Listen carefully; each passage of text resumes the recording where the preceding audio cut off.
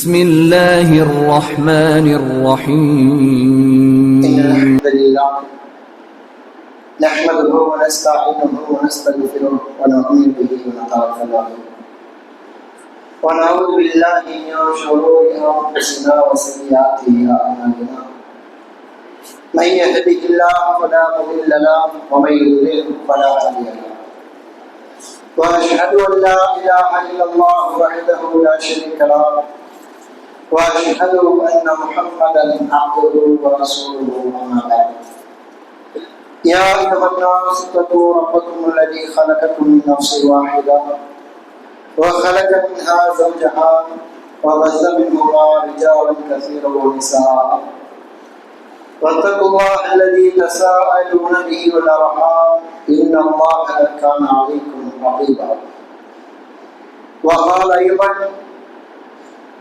يا أيها الذين آمنوا اتقوا الله حق تقاته ولا تموتن إلا وأنتم مسلمون وقال أيضا يا أيها الذين آمنوا اتقوا الله وقولوا قولا سديدا يصلح لكم أعمالكم ويغفر لكم ذنوبكم ومن يطع الله ورسوله فقد فاز فوزا عظيما اللهم صل على محمد وعلى آل محمد كما صليت على إبراهيم وعلى آل إبراهيم إنك حميد مجيد اللهم بارك على محمد وعلى آل محمد كما باركت على إبراهيم وعلى آل إبراهيم إنك حميد مجيد قال رسولنا صلى الله عليه وسلم إنما الأعمال بالنيات وإنما لكل امرئ ما نوى صدق رسول صلى الله عليه وسلم புகழனைத்தும் நம்மை படைத்து பரிபாலித்துக் கொண்டிருக்கிற எல்லாம் அல்ல அல்லாஹ் ரப்பல் ஆலமீன் ஒருவனுக்கு காரணமாக அவனுடைய அன்பும் கருணையும் சாந்தியும் சமாதானமும் இருநகர வந்த இறுதித்தோழர் முஹம்மது ரசூலுல்லாஹ் ஸல்லல்லாஹு அலைஹி வஸல்லம் அவர்கள் மீதும் அண்ணன் அடிச்சோடுகளை அப்படியே பின்பற்றி வாழ்ந்த சஹாபாக்கள் சஹாபிய பெண்மணிகள் தாபிகள் சபா தாபியங்கள் குறிப்பாக ஜும்மா என்னும் கடமையை நிறைவேற்றுவதற்காக குறித்த நேரத்தில் இறைவனத்தில் ஒன்று கொண்டிருக்கிற நம்மவர்கள் அனைவரின் மீதும் என்றென்றும் அல்லாஹ்வுடைய சாந்தியும் சமாதானமும் என்று நிறுவனம் கண்ணியத்திற்குரிய எல்லாம் அல்ல அல்லாஹ் நல்லடியார்களே அல்லாஹ் ரப்பல் ஆலமீன் இந்த உலகத்தில் ஒரு சிறந்த படைப்பாக மனிதனை படைத்து அந்த மனிதனுக்கு தேவையான எல்லாவற்றையும் ரப்பல் ஆலமீன் இந்த உலகத்தில் அவனுக்கு கொடுத்திருக்கின்றார். அதன் அடிப்படையில் ஒரு மனிதன் நாளை மறுமையில் சுவனவாதியாக வேண்டும், நரக நெருப்பிலிருந்து பாதுகாக்கப்பட வேண்டும் என்பதற்காக அல்லாஹ் ரப்பல் ஆலமீன் தன் புறத்திலிருந்து வேதத்தை இறக்கி நமக்கு அருள் செய்திருக்கிறார். அதிலும் குறிப்பாக அந்த வேதத்தை எடுத்து சொல்லக்கூடிய, அந்த வேதத்தை கற்றுக் கொடுக்கக்கூடிய, அந்த வேதத்தை நடைமுறைப்படுத்தக்கூடிய ஒரு தூதரை ரப்பல் ஆலமீன் என்ன செய்திருக்கிறார், இந்த மனிதர்களுக்கு எல்லா மதத்தவர்களுக்கும் கொடுத்திருக்கின்றார்.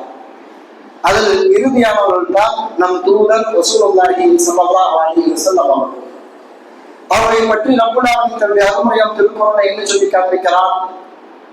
அல்லாஹ் ரப்பல் ஆலமீன் அந்த தூதரை நமக்கு அறிமுகப்படுத்துகிற போது எப்படி அறிமுகப்படுத்துகிறார் என்று சொன்னால், லகத் மன்னல்லாஹு அலல் முஃமினீன், அல்லாஹ் ரப்பல் ஆலமீன் முஃமின்கள் மீது உபகாரம் செய்திருக்கிறார், அருள் புரிந்திருக்கிறார்.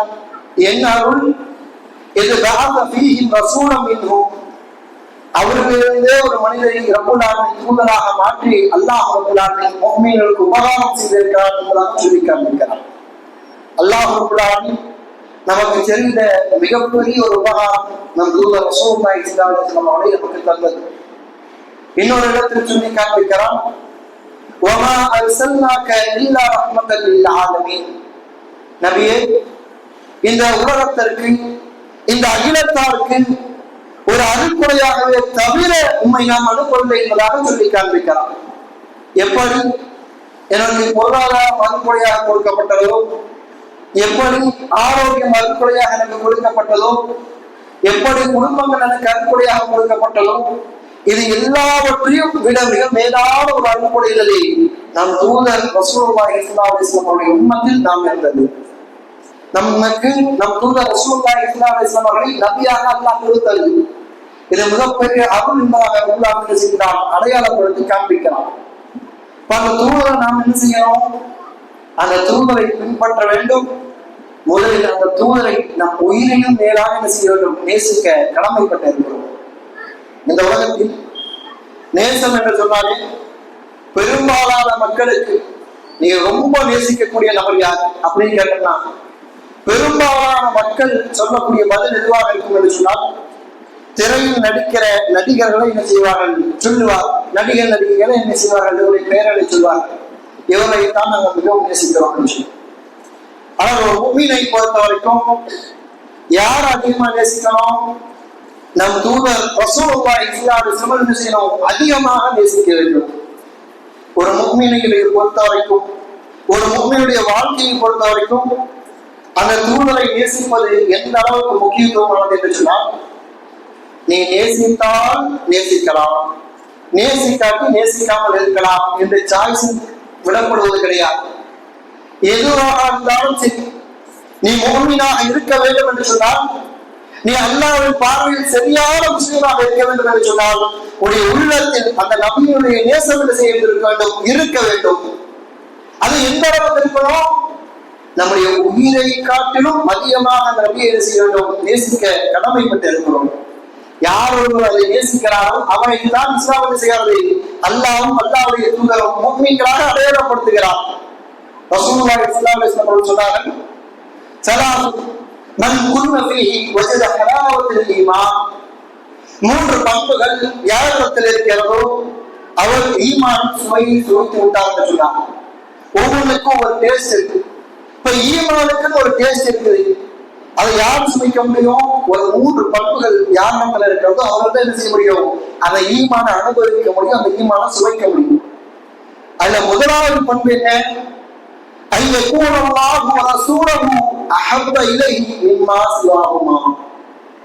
இந்த உலகத்தில் இருக்கக்கூடிய எல்லாவற்றையும் விட, என்னுடைய தாயை விட, தந்தையை விட, குழந்தைகளை விட, மனைவி மக்களை விட, என் பொருளாதாரத்தை விட, என் வியாபாரத்தை விட, என் உயிரை விட அதிகமாக அல்லாஹ்வையும் அல்லாஹ்வுடைய தூதரை நேசிக்கக்கூடியவர்களாக நான் இருக்க வேண்டும். அதுதான் முதலாவது பண்பு.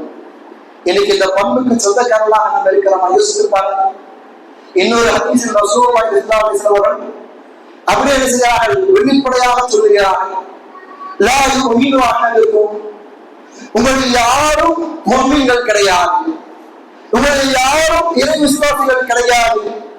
எது வரைக்கும், ஹத்தா அகூன ஹப்ப இலைஹி மின் வாலிதிஹி வ வலதிஹி வன்னாஸி அஜ்மஈன்.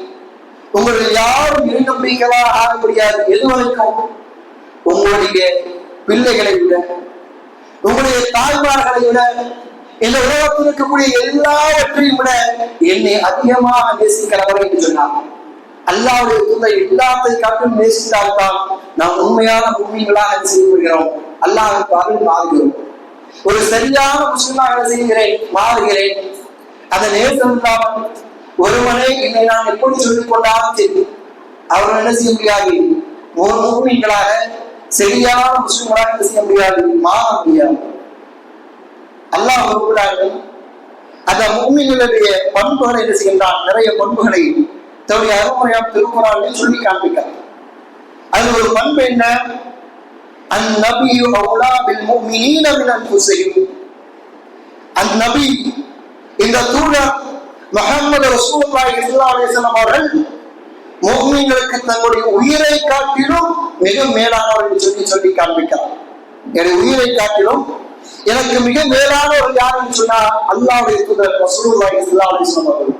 அவர்களை நேசிக்க வேண்டும். அந்த நேசத்தை என்ன செய்யணும், இந்த உள்ளத்தில் கொண்டு வர வேண்டும் என்பது. பாருங்கள், சஹாபாக்கள் எந்த அளவுக்கு அல்லாஹ்வின் தூதர் ரசூலுல்லாஹி ஸல்லல்லாஹு அலைஹி வஸல்லம் அவர்களை நேசித்தார்கள் என்பதற்கு நிறைய வரலாறுகள் இருக்கிறது.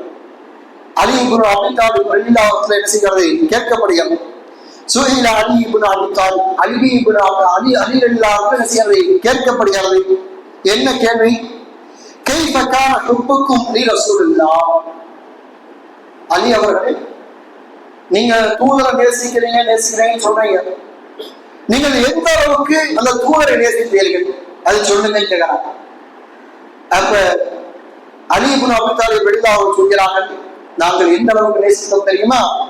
வல்லாஹி, அல்லாஹ்வின் மீது ஆணையாக, கான அஹப்ப இலைனா மின் அம்வாலினா, அல்லாஹ்வுடைய தூதர்களுக்கு ரொம்ப பிடிக்கும்.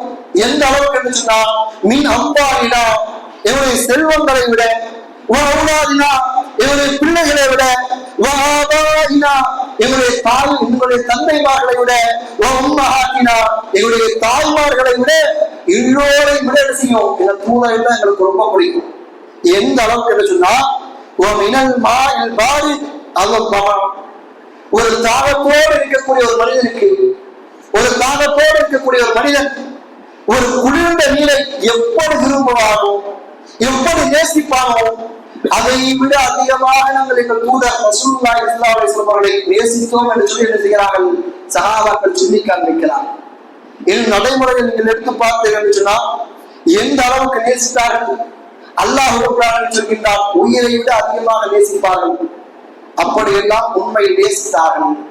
ஒருமுறை ரசூலுல்லாஹி ஸல்லல்லாஹு அலைஹி வஸல்லம் அவர்கள் என்ன செய்கிறார்கள்? பத்ர் போருக்கு அடுத்து ஒரு சிறிய ஒரு படை, ஒரு 10 பேர் கொண்ட ஒரு குழுவை என்ன செய்றாங்க? மக்காவை சென்று பார்ப்பதற்காக என்ன செய்கிறார்கள்? அனுப்புகிறார்கள்.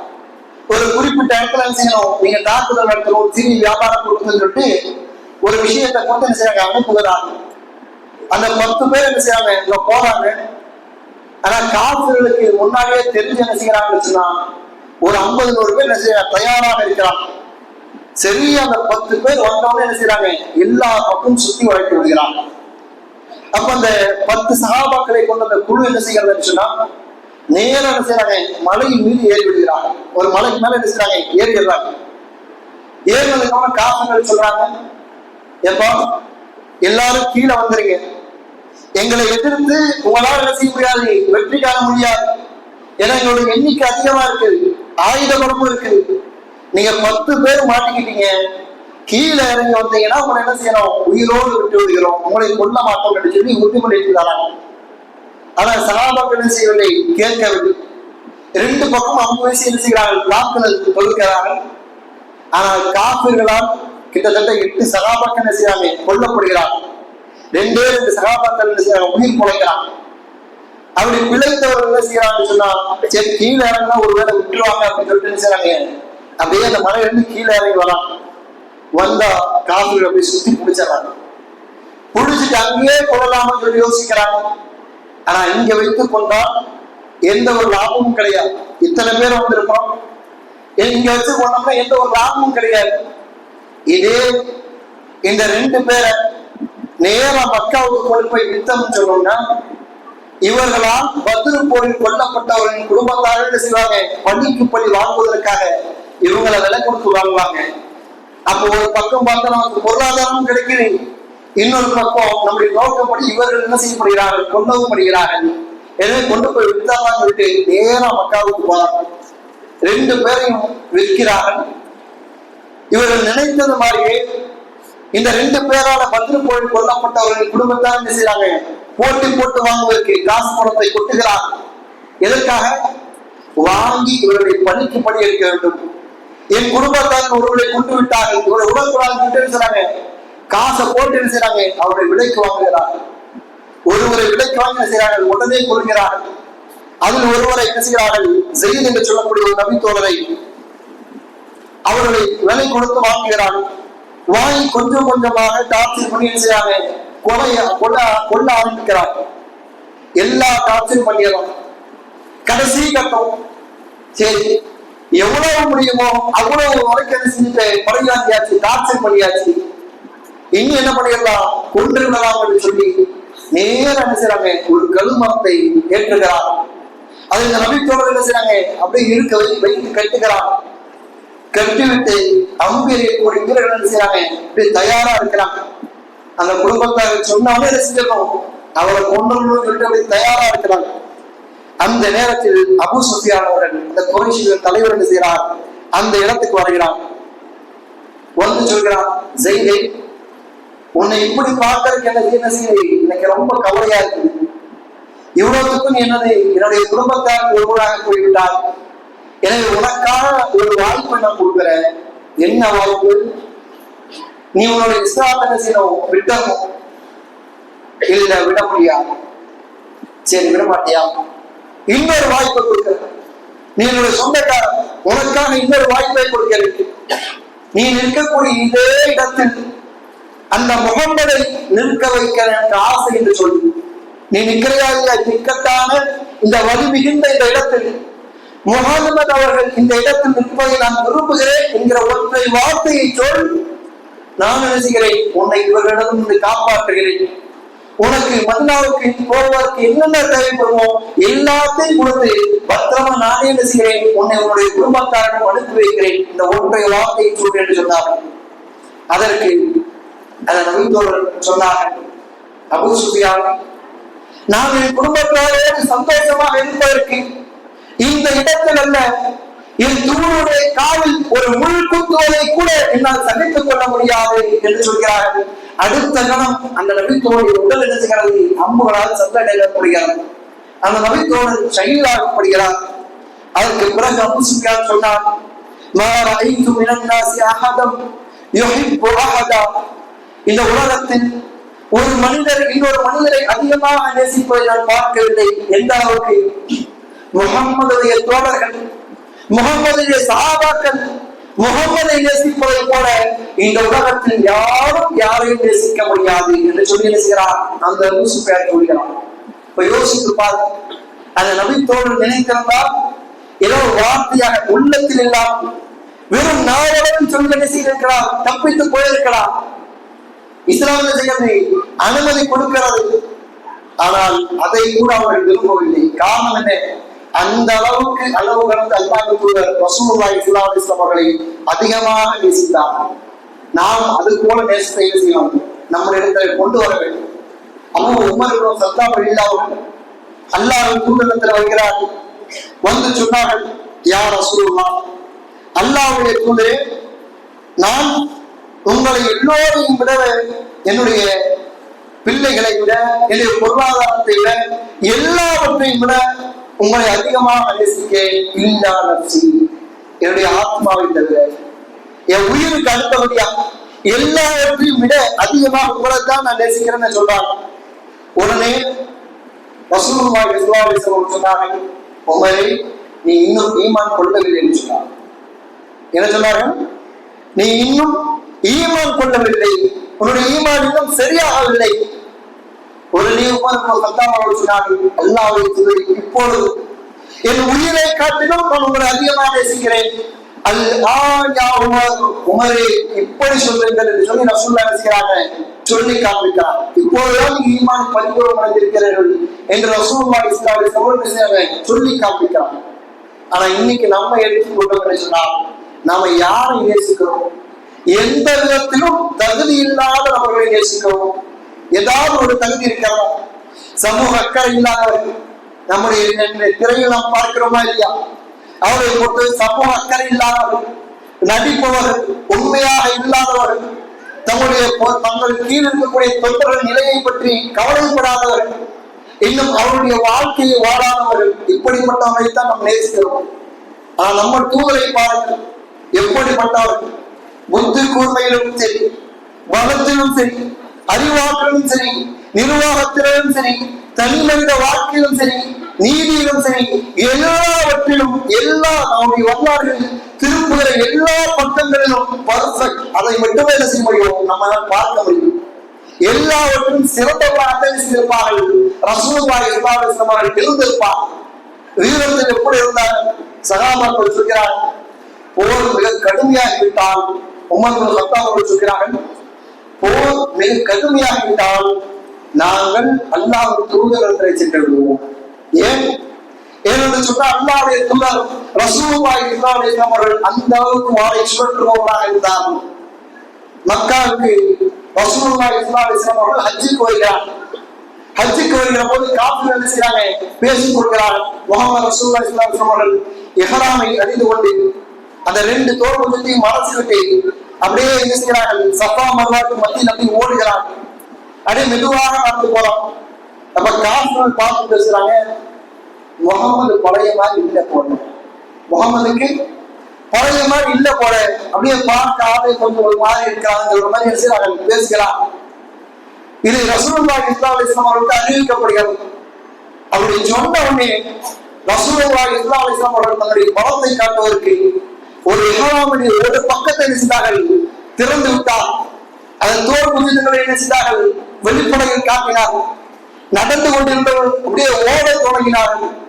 அந்த கம்பீரமான அந்த ஓட்டத்தை பார்த்து காஃபிர்கள் செய்தார்கள், இன்னும் முகமது என்ன செய்யவில்லை, இன்னும் முகமதுக்கு வயதாகவில்லை, இன்னும் முகமதுக்கு பலம் குறையவில்லை என்று சொல்லி மீண்டும் பேச தொடங்கினார். இப்ப எல்லா பக்கங்களும் அல்லாஹ்வுடைய தூதர் எப்படி இருந்தாங்க, சிறப்பானவர்களாக சிறந்தவர்களாகத்தான் இருந்தார்கள், அறியப்பட்டார்கள். இப்ப அந்த தூதரை தான் நம்ம என்ன செய்யணும், நேசிக்க வேண்டும் என்று நாம் பார்க்கிறோம். ஒரு தலைவர் இன்று தன்னுடைய தொண்டர்களிடத்தில் எப்படி இருப்பார் என்று சொன்னால், தன் தொண்டர்களை பற்றி கவலைப்பட மாட்டார். தன் தொண்டர்கள் அந்த தாவரை போய் பார்க்க வேண்டும் என்று சொன்னா என்ன செய்யணும், அப்படியே நெட்டு நேரம் நிற்க வேண்டும். தன்னுடைய ஒரு வேலை நடக்கணும்னு சொன்னோம்னா பல முயற்சிகள் அவங்க செய்யணும். ஓட்டு வாங்கும் போது என்ன வீதியாக வருவார்கள். ஆனா நம்முடைய தேவைக்கு போய் ஒரு பெரிய தலைவரை போய் பார்த்தோம்னு சொன்னோம்னா நம்முடைய தேவையை செய்ய மாட்டாங்க, அதை சரியாக பார்க்க மாட்டார்கள். அவர்கள் வருவார்கள் போவார்கள், அப்படி இருப்பார்கள். ஆனா ரசூலுல்லாஹி ஸல்லல்லாஹு அலைஹி வஸல்லம் அவர்கள் எப்படி இருந்தார்கள், இரவு தொழுகைக்காக எழுந்திருக்கிறார். அப்போ ஒரு சிறு வயதோடு ஒரு சஹாபி என்ன செய்கிறார்கள், அல்லாஹ்வின் தூதர் ரசூலுல்லாஹி ஸல்லல்லாஹு அலைஹி வஸல்லம் இடத்தில் வருகிறார்கள். வந்து அதை ஒழு செய்வதற்காக தண்ணீர்லாம் என்ன செய்யறாங்க, எடுத்து கொடுக்குறாங்க. அப்படி கொடுக்கிற போது அல்லாஹ்வின் தூதர் ரசூலுல்லாஹி ஸல்லல்லாஹு அலைஹி வஸல்லம் அவர்கள் அந்த சிறுவரை பார்த்து கேட்டார்கள், எப்பா உனக்கு என்ன வேணும் கேள்வி, நான் கொடுக்கிறேன். உனக்கு ஏதாவது வேணும்னா என்னிடத்துல கேள்வி, நான் கொடுக்கிறேன்னு சொன்னாங்க. சொன்ன உடனே அந்த சிறுவர் யோசித்தா, கிடைக்காம ஒரே ஒரு சான்ஸ், அல்லாஹ்வின் தூதர் கேட்பது, நாங்க என்ன கேட்டாலும் அல்லாஹ்வின் தூதர் செஞ்சிருவாரு, கொடுத்துருவாரு. பிரார்த்தனை செஞ்சா போது என்ன கிடைச்சிடும். அப்ப என்ன செய்யலாம், யோசிக்கலாம், இந்த வாய்ப்பை நழுவு விட்டுறக்கூடாது. என்ன செய்யலாம், அல்லாஹ்வுடைய தூதரே நாளை யோசித்து வந்து சொல்கிறேன் சொல்லிட்டு என்ன செய்யறாரு, அந்த இடத்துல வந்து போறாரு. யோசித்து பாருங்க, இன்னைக்கு நாளைக்கு பார்க்கலாங்கிற ஒரு வார்த்தையை யார் சொல்வாரு, ஒரு தலைவன் தான் கேட்கும். ஒரு தொண்டன் போய் கேட்கலான்னு சொல்லணும்னா நாளைக்கு வாப்பா, நாளை கழிச்சு வாப்பா என்று சொல்லி எழுதினார்கள், இப்படி விரட்டுவார்கள். ஆனா இங்க நாளைக்கு பார்க்கலாம்னு யார் சொல்றா, ஒரு சிறுவர் நபி ஸல்லல்லாஹு அலைஹி வஸல்லம் அவர்களை பார்த்து சொல்கிறார். அடுத்த நாள் வருகிறார், அல்லாஹ்வின் தூதர் ரசூலுல்லாஹி ஸல்லல்லாஹு அலைஹி வஸல்லம் அவர்கள் அந்த சிறுவனை பார்த்தவனே கேட்டார்கள், யோசித்து விட்டாயா, நாளைக்கு ஏதோ கேட்கணும்னு சொன்னீங்க, யோசிச்சியாப்பா அப்படின்னு சொல்லிட்டு என்ன செய்றாங்க, ரசூலுல்லாஹ் கேட்கிறாங்க. இங்கேயும் கவனிக்க வேண்டும், இந்த சிறுவன் சென்று என்ன செய்வதை பேசி ஆரம்பிக்கவில்லை. அல்லாஹ்வுடைய தூதர் நாளைக்கு கேட்கணும்னு சொல்லல, இப்ப கேட்கணும்னு சொல்லல, மாறாக அல்லாஹ்வுடைய தூதர் செய்வார்கள், கேட்டார்கள், என்ன யோசிப்பாங்க என்று கேட்டார்கள். இன்னைக்கு இருந்தோம்னா என்ன செய்வார்கள், என் வேலை பிஸியில மறந்துட்டப்பா, உனக்கு தேவைன்னா நீதான் வந்து கேட்கணும், எனக்கு 1000 வேலை இருக்கும்னு சொல்லி எத்தனையோ விஷயங்களை சொல்லுவார்கள் இந்த உலக தலைவர்கள். ஆனா அல்லாஹ்வுடைய தூதர் தான் உள்ளது கேட்கிறாங்க, என்ன யோசிப்பியாப்பா அப்படின்னு. உடனே அவர் சொல்றாங்க, அல்லாஹ்வுடைய தூதர் யோசித்து விட்டேன், என்ன வேணும். அல்லாஹ்வுடைய தூதர், நாளை மறுமையில் உங்களோடு நாளை மறுமையில் இருக்கும், நாளை மறுமையில் என்ன செய்யணும், உங்களோடு இருக்க வேண்டும். யாராவது இப்படி கேட்க சொன்னாங்களா, இல்ல. சரி வேற ஏதாவது இருந்தா கேள்வி, நான் கொடுக்கிறேன். இல்ல, எனக்கு இதுதான் வேணும், நாளை மறுமையில் உங்களோடு சுருக்கத்தில் இருக்க வேண்டும் என்று சொல்லி அந்த சிறுவர் கேட்டார். உடனே ரசூலுல்லாஹி ஸல்லல்லாஹு அலைஹி வஸல்லம் சொன்னார்கள், உடைய சஜ்தாக்களை அதிகப்படுத்துவதன் மூலமாக எனக்கு உதவி செய்வாயாக என்று சொல்லி காண்பிக்கிறார். இப்ப பாருங்கள், ஒரு தலைவர் எப்படி இருந்திருக்கிறார், எப்படிப்பட்ட தலைவர் என்ன செய்யணும், யோசிக்க வேண்டும். ஒரு சகாபாக்கள் ஒரு பயணத்துல போறாங்க, போகிற போது அப்படியே உணவுக்காக என்ன செய்யறாங்க, நேரம் வருகிறது, உணவு சமைக்கணும். எல்லா சகாபாக்களும் என்ன செய்கிறார்கள், விறகுகளை எடுத்துக்கொண்டு வர்றாங்க. அப்ப அல்லாஹ்வின் தூதர் ரசூலுல்லாஹி ஸல்லல்லாஹு அலைஹி வஸல்லம் அவர்கள் விறகு சுமக்க சென்றார்கள். இப்ப சஹாபாக்கள் சொன்னாங்க, அல்லாஹ்வுடைய தூதரே, நீங்க ஏன் இந்த வேலை செஞ்சுட்டு இருக்கீங்க? அல்லாஹ்வுடைய தூதர், நீங்க ரெஸ்ட் எடுங்க, நீங்க உட்காருங்க, நாங்க சமைச்சு கொண்டு வரோம் அப்படின்னு. ஒன்னே ரசூலுல்லாஹி ஸல்லல்லாஹு அலைஹி வஸல்லம் அவர்கள் என்ன சொன்னார்கள்? ஏப்பா, எனக்கும் நன்மைகள் தேவைப்படுகிறது, நான் நன்மைகளை விட்டும் தேவையற்றான் கிடையாது, நானும் சுமக்கிறேன் என்று சொல்லி சஹாபாக்களோடு சேர்ந்து மக்களோடு மக்களாக இந்த விரலை சுமந்தார்கள். இன்னைக்கு ஒரு தலைவர் எப்படி இருப்பான்? அவர்கள் ஏசி காரில் வருவார்கள், அப்படியே எல்லா நாளுக்கு எல்லா தேவையும் இருக்கும். ஏசி காரில் வருவார்கள், பார்ப்பார்கள், பேசுவார்கள், அப்படியே செய்வார்கள், ஏசி காரிலே போயிடுவார்கள். ஆனா மக்கள் வெயிலில் நின்று கொண்டிருப்பார்கள், நெரிசலில் நின்று கொண்டிருப்பார்கள். இன்னும் எந்த அளவுக்கு என்று சொன்னால் அவர்கள் குடிப்பதற்கு ஒழுங்காக தண்ணீர் கூட கொடுக்க மாட்டார்கள், அதை கூட செய்ய மாட்டார்கள், யோசிக்க மாட்டார்கள். ஆனா ரசூலுல்லாஹி ஸல்லல்லாஹு அலைஹி வஸல்லம் அவர்கள் தான் இந்த உலகத்திலிருந்து மறைகிற வரை மக்களோடு மக்களாக, மக்கள் எதை சாப்பிட்டார்களோ அதைத்தான் ரசூலுல்லாஹி ஸல்லல்லாஹு அலைஹி வஸல்லம் அவர்கள் சாப்பிட்டார்கள். மக்கள் எந்த சாமானிய வாழ்க்கையை வாழ்ந்தார்களோ அதை விட ரொம்ப எளிமையான வாழ்க்கையை வாழ்ந்து கட்டியவர்கள் தான் நம் தூதர் ரசூலுல்லாஹி ஸல்லல்லாஹு அலைஹி வஸல்லம் அவர்கள். எனவே செய்யணும், அவர்களை நேசிக்க வேண்டும். அவர்களை நேசித்தால் நாளை வறுமையில் வெற்றி பெற முடியும். இந்த நேசத்தை பொறுத்தவரைக்கும் எப்படிப்பட்டது என்று சொன்னால், ஒரு கத்தியை போல இந்த நேசம் நம்முடைய வறுமை வாழ்க்கையை வெற்றி பெறவும் செய்யும். அதே நேசத்தின் காரணமாக நம்முடைய வறுமை வாழ்க்கை தோல்வி அடையும் செய்யும். ஏன்? நாம இந்த உலகத்தில் யாரை நேசிக்கிறோமோ அமல்கள் எல்லாம் அடுத்தடுத்து. முதலில் இந்த உலகத்தில் நாம் யாரை நேசிக்கிறோமோ அவர்களோடு நாளை வறுமையில் இருப்போம்.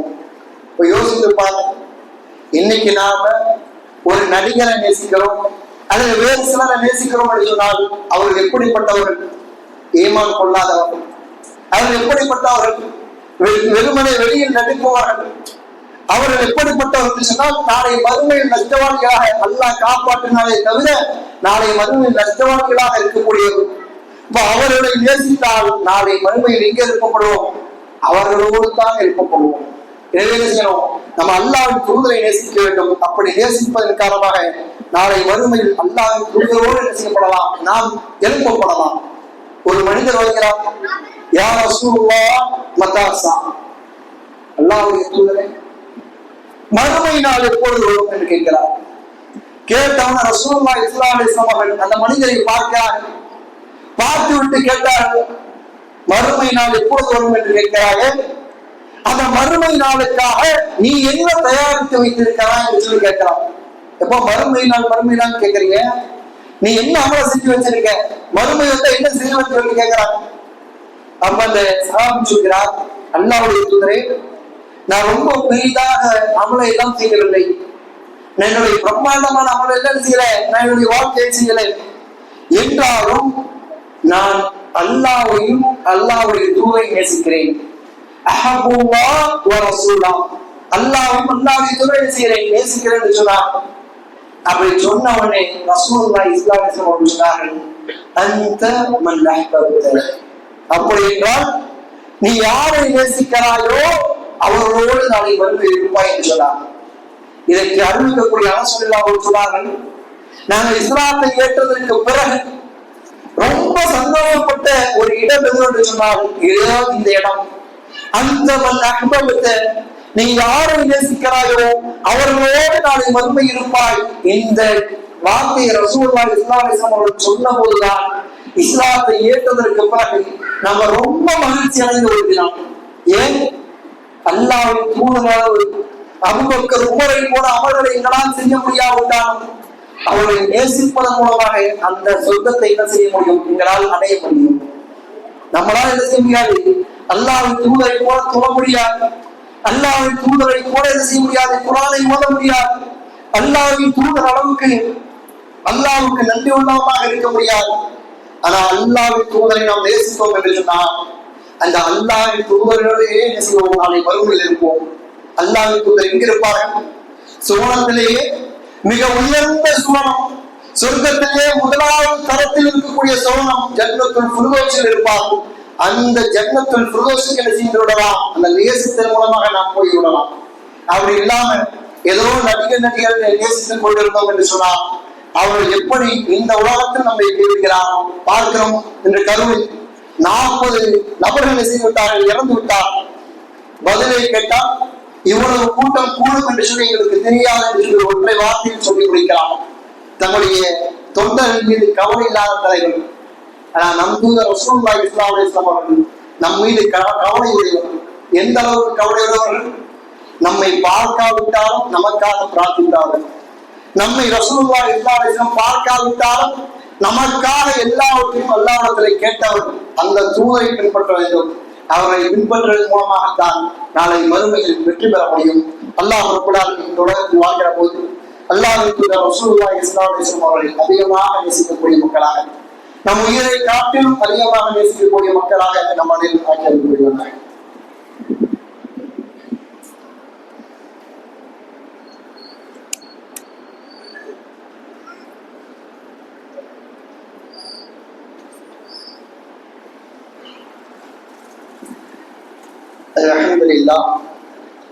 அல்ஹம்துலில்லாஹி ரப்பில் ஆலமீன். அஸ்ஸலாத்து வஸ்ஸலாமு அலா ரசூலில் கரீம் வ அலா ஆலிஹி வ அஸ்ஹாபிஹி வ மன் தபிஅஹும் பி இஹ்சான் இலா யௌமிddin. அம்மா பஅத். புகழனைத்தும் அல்லாஹ் ரப்பல் ஆலமீன் ஒருவனுக்கே உரித்தாகட்டுமாக. அவருடைய அன்பும் கருணையும் சாந்தியும் சமாதானமும் நம் தூதர் ரசூலுல்லாஹி ஸல்லல்லாஹு அலைஹி வஸல்லம் அவர்கள், அவரை பின்பற்றி வாழ்ந்தவர்கள், வாழ்ந்து கொண்டிருப்பவர்கள், இன்னும் இறுதி நாள் வரை அந்த தூதரை பின்பற்றி வாழக்கூடிய அனைவரும் மீதும் எங்கள் கண்ணியத்திற்குரிய இல்லாமல் அல்லாஹ்விலே நம் தூதர் ரசூலுல்லாஹி ஸல்லல்லாஹு அலைஹி வஸல்லம் அவர்கள் நமக்காக பல தியாகங்களை செய்திருக்கிறார்கள். தாய் நகரத்தில் கல்லால் அடித்து துரத்தப்படுகிறார்கள். மலைகளின் மலக்குகள் வந்து கேட்கிறார்கள், முஹம்மது அவர்களே அனுமதி கொடுங்கள், நீங்கள் அனுமதி கொடுத்தால் இந்த மலைகளுக்கு மத்தியில் இருக்கக்கூடிய தாயிஃபை ஒரேடியாக நசுக்க செய்து விடுகிறோம், அந்த மக்கள் எல்லோரையும் கொண்டு விடுகிறோம் என்று சொல்லி கேட்டார்கள். அப்ப ரசூலுல்லாஹி ஸல்லல்லாஹு அலைஹி வஸல்லம் அவர்கள் தன்னை நோக்கி கல்லெறிந்த அந்த மக்களுக்காக இந்த மலைக்கு மரத்தில் சொன்னார்கள், இவர்கள் இஸ்லாத்தை ஏற்றுக்கொள்ளாவிட்டாலும் இவர்களுக்கு பின் வரக்கூடிய ஒரு இஸ்லாத்தை ஏற்றுக்கொள்வார்கள், அவரை விட்டு விடுங்கள் என்று சொன்னார். இப்ப அவர்களை தண்டிக்காமல் விட்டுவிட்டார்கள். ஏன்? அதற்கு பிறகு வரக்கூடியவர்களை பார்த்து ரசூலுல்லாஹி ஸல்லல்லாஹு அலைஹி வஸல்லம் அவர்கள் கவலை அடைந்தார்கள். நம்மை பார்க்காமலேயே எல்லாவற்றிலும் நமக்கு இலகுவை பெற்று தந்தவர்.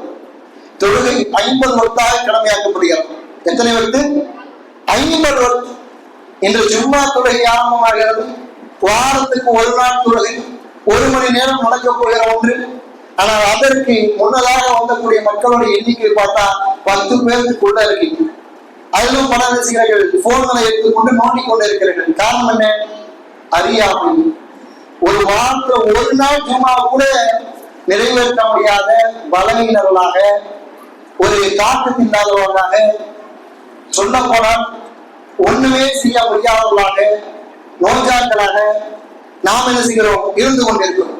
ஒரு வாரத்துக்கு ஒரு நாள் கூட தியாகம் செய்ய முடியாத அளவுக்கு நன்றி கெட்ட ஒரு வாழ்க்கையை செய்கிறோம், நாம் வாழ்ந்து கொண்டு இருக்கிறோம்.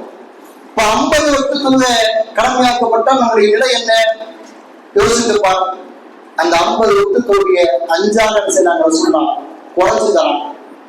ரசூலுல்லாஹி ஸல்லல்லாஹு அலைஹி வஸல்லம் சொன்னார்கள், லௌலா அன் அஷுக்க அலா உம்மதி லா அமர்துஹும் அலா குல்லி. ஒவ்வொரு தொழுகையிலும் என்னுடைய உம்மத்துக்கு கஷ்டமாக இல்லை என்று சொன்னால் ஒவ்வொரு தொழுகையிலும் விஸ்வாச செய்ய ஒரு பல் தொழுகை சொல்லி கட்டளை இருப்பேன். ஆனா அவருக்கு சிரமமா போயிடும், அதனால கட்டளை இல்லை சொன்னாங்க ரசூலுல்லாஹ். இரவு தொழுகைக்காக ரசூலுல்லாஹ் எப்பொழுதும் வீட்டில் கொள்வார்கள். ரமலானுடைய மாதத்தில் இரவு தொழுகை வீட்டில் செய்கிறார்கள், பள்ளியில் தொழுகிறார்கள். முதல் நாளில் ஒரு கூட்டம் வருகிறது, 2வது நாள் இன்னும் நிறைய பேர் சமாபாட்டு வருகிறார்கள், 3வது நாள் பள்ளி எல்லாம் செய்கிறதை நிரம்பி விடுகிறது. ரசூலுல்லாஹி ஸல்லல்லாஹு அலைஹி வஸல்லம் அவர்கள் 4வது நாள் பள்ளிக்கு வரவில்லை. காரணம் என்ன? உங்களுடைய ஆர்வத்தை கண்டு அல்லாஹ் ரப்பல் கடமையாக்கி விடுவானோ, அதை பின்வரக்கூடிய என் சமூகத்திற்கு கஷ்டமாகி விடுவோம் என்று சொல்லி நான் வரவில்லை என்று சொல்லி ரசூலுல்லாஹி ஸல்லல்லாஹு அலைஹி வஸல்லம் அவர்கள் சொல்லி காண்பித்தார். இப்ப எல்லாத்துலையும் நமக்கு என்ன செய்வதற்காக இலகுவை நமக்காக தேர்ந்தெடுத்திருக்கிறார். இன்னைக்கு ஒவ்வொரு தலைவனும் அவன் எவ்வளவோ சுலபமாக வாழ்க்கையை வாழ்வான், ஆனா தொண்டர்களை பற்றி கவலையே பண்ண மாட்டான். ஆனா ரசூலுல்லாஹ் நம்மை குறித்து கவலை அடைந்திருக்கிறார்கள். ஒவ்வொரு தூதருக்கும் ஒரு பிரத்யோக பிரார்த்தனை இருக்கிறது. அந்த பிரார்த்தனையை சொல்லி கலைத்தால் அல்லாஹ் என்ன கேட்கிறான்னு அதை கொடுத்துருவான். அந்த எல்லா நபிமார்களுக்கும் ஒரு பிரார்த்தனை இருக்கு. எல்லா இணை தூதர்களும் அதை இந்த உலகத்திலேயே பயன்படுத்திட்டாங்க. யாருக்காக பயன்படுத்தினாங்க? தன்னுடைய உம்மத்துக்கு எதிராக பயன்படுத்தினாங்க. சொல்ற வரைக்கும் சொல்லுவாங்க, சரியா கேட்கலையா, யாரெல்லாம் இவங்களை வச்சு ஒரு பிரோஜனம் கிடையாது, எல்லாத்தையும் அழிச்சுன்னு சொல்லிடுவாங்க. அல்ல என்ன செய்வான்? தண்டனை சொல்லுவான். ஆனா அல்லாஹ்வுடைய தூதர் ரசூலுல்லாஹி ஸல்லல்லாஹு அலைஹி வஸல்லம் அவர்களுக்கு மட்டும் தான் இறக்கிற வரைக்கும் அந்த பிரார்த்தனை கேட்கவே இல்லை. எப்பொழுது கேட்பார்கள்? நாளை வறுமை எல்லோரும் ஒருவரை பார்த்து ஒருவர் ஓடுகிற போது,